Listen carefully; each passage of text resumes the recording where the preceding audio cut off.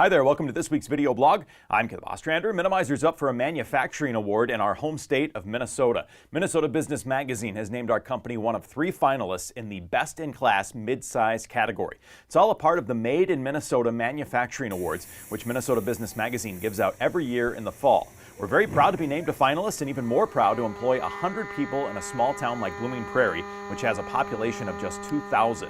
Our operations campus houses our manufacturing, light manufacturing, shipping, and R&D departments. We manufacture numerous products that are sent out to thousands of distributors in our nationwide network.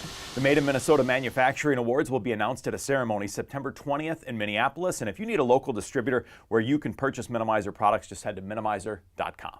And that's a look at this week's video blog. I'll see you back here next time.